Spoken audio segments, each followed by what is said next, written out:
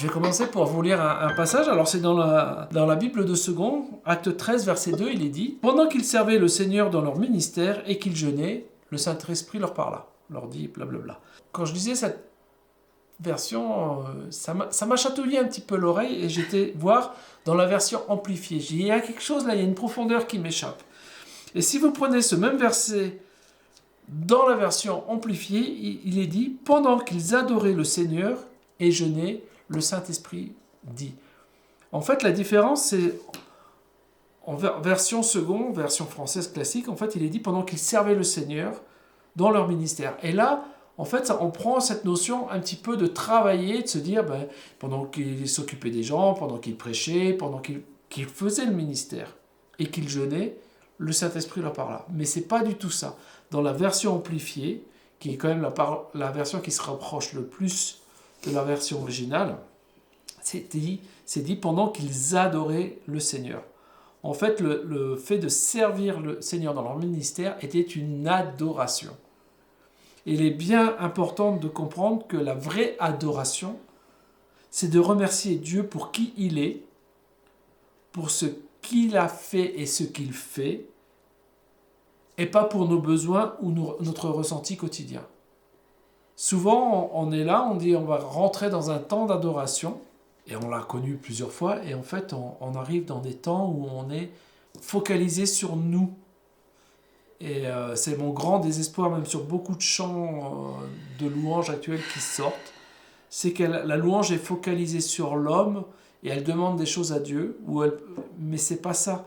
La louange, l'adoration, la véritable adoration, c'est louer Dieu pour qui il est, adorer Dieu pour qui il est, pour sa grandeur.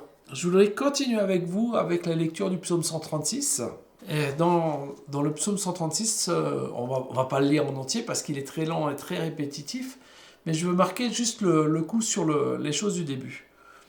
Donc au verset 1, il est dit « Louez l'Éternel car il est bon, car sa miséricorde durera toujours. » Au verset 2, « Louez le Dieu des dieux, car sa miséricorde durera toujours. » Au verset 3, « Louez le Seigneur des seigneurs, car sa miséricorde durera toujours. » Verset 4, « Celui qui a fait de grands prodiges, car sa miséricorde durera toujours.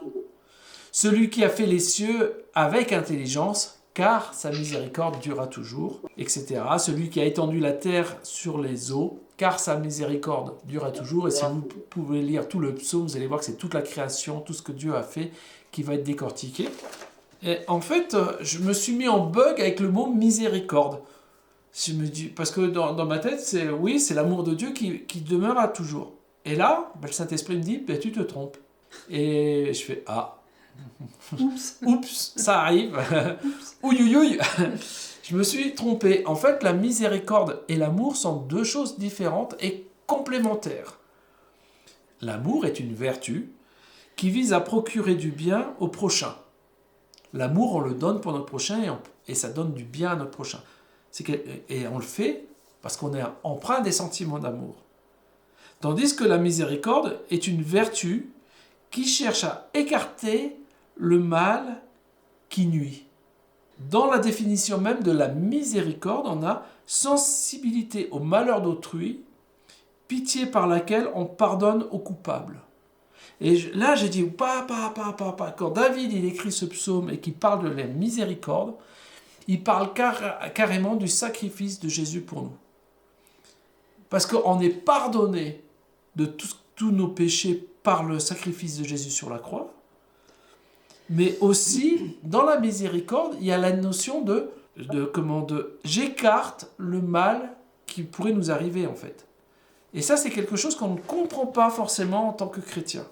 Souvent, on se dit, non, mais pourquoi, Seigneur, il m'arrive telle situation? Pourquoi on est là? Pourquoi, Seigneur, tu nous as mis à 1500 mètres d'altitude, au sommet des montagnes, loin de nos amis?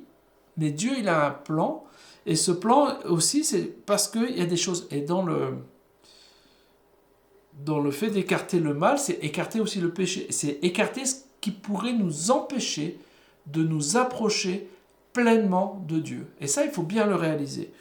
Donc quand le psalmiste, il loue et il dit car sa miséricorde durera toujours, ça veut dire que tout ce qui va nous empêcher de rester dans la présence de Dieu et de nous approcher du cœur de Dieu dure à toujours.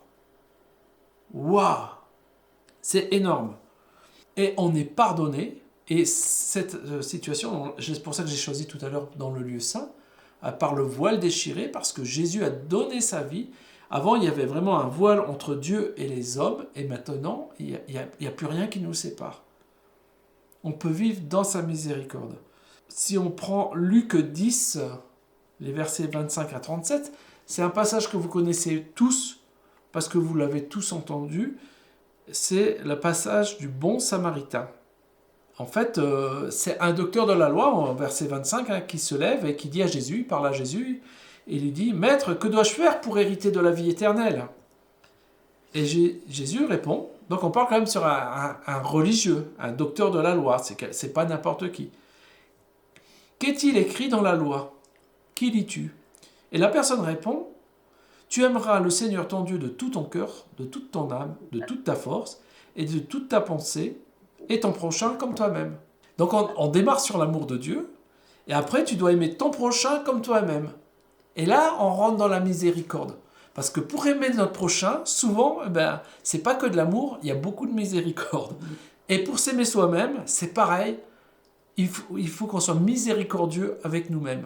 On a une notion dans notre vie où on doit apprendre à s'aimer soi-même. Et donc Jésus lui dit, tu as bien répondu, fais cela et tu vivras. Mais l'homme, ça ne lui suffit pas, il veut se justifier. Alors Jésus reprend la parole et dit, il dit à Jésus, qui est mon prochain? C'est la grande question. Tu dois aimer ton prochain, mais qui est mon prochain? Et Jésus lui répond avec cette parabole. Un homme descendait de Jérusalem à Jéricho. Il tomba au milieu des brigands qui le dépouillèrent, le chargèrent de coups et s'en allèrent, le laissant à demi-mort. Un sacrificateur, donc on parle encore d'un homme religieux, quelqu'un qui connaît Dieu, qui par hasard descendait par le même chemin, ayant vu cet homme, passa outre. Un lévite, donc un lévite c'est aussi quelqu'un qui servait au temple, un adorateur, c'est pas n'importe qui, c'est quelqu'un qui devait normalement vivre dans la présence de Dieu, qui arriva aussi dans ce lieu, l'ayant vu, passa outre. Mais un Samaritain qui voyageait, étant venu là, fut ému de compassion lorsqu'il le vit. Un Samaritain, ils étaient pas bien vus. La Samarie, c'est pas la belle province d'Israël. Donc c'est quelqu'un, en fait, c'était je dirais pas le rebut parce que c'est violent comme mot, mais voilà, les Samaritains, ils n'étaient pas aimés par le reste du peuple.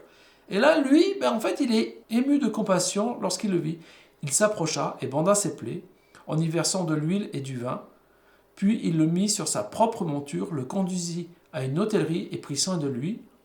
Le lendemain, il tira 2 deniers, les donna à l'hôte et dit « Aie soin de lui, et ce que tu dépenseras de plus, je te le rendrai à mon retour. » Lequel de ces 3 te semble avoir été le prochain de celui qui était tombé au milieu des brigands? Ça, c'est la question que Jésus pose. Et l'homme répond, c'est celui qui a exercé la miséricorde envers lui. C'est la réponse du docteur de loi. Et Jésus lui dit, va et toi, fais de même. Et ça, il faut vraiment réaliser que derrière des apparences de bons chrétiens qu'on peut avoir, j'allais dire des bons vêtements religieux, de bonne religiosité qu'on peut se parer, en fait, c'est pas ça qui est le plus important. Ce qui est important, c'est ce qu'on a au fond de notre cœur et comment on le donne aux autres et comment on se le donne aussi à soi-même. On doit aimer notre prochain comme nous-mêmes. Et si on ne prend pas soin de notre prochain, mais qu'on a l'impression de prendre soin que de nous, eh bien, on n'est pas dans un vrai amour. Et on ne prend pas réellement soin de nous. On s'isole. Et Dieu ne veut pas que nous soyons isolés. Dieu il veut que nous soyons en communion les uns avec les autres, que nous soyons en relation les uns avec les autres et que nous prenions soin des uns et des autres. C'est vraiment quelque chose de très important. C'est vraiment le message que je veux vous apporter, de réaliser la miséricorde de Dieu qu'il nous a donnée à travers Jésus et que nous, on doit prendre soin des autres et de nous-mêmes à travers sa miséricorde. Et dans l'épreuve, quoi qu'il arrive, Dieu est le Dieu de la création. C'est pour ça que j'aime aussi le psaume 136, parce qu'il rappelle toute la création, tout ce que Dieu a fait, et c'est vraiment important, vraiment de bien réaliser que Dieu est ce Dieu de la création, et que tout ce qu'il fait, en fait, est parfait, en fait. Et que sa miséricorde dure à toujours. Donc, rien de ce qui peut nous nuire ne doit nous empêcher de nous approcher de lui. Et lui va enlever ce qui veut nous nuire. Ça ne veut pas dire qu'on n'a pas d'épreuve. Ça veut dire que quand l'épreuve est là, lui va tout faire pour qu'on puisse se réfugier dans ses bras et s'occuper de l'épreuve. Et si on ne fait pas ça, généralement, c'est là que l'épreuve elle nous tombe dessus.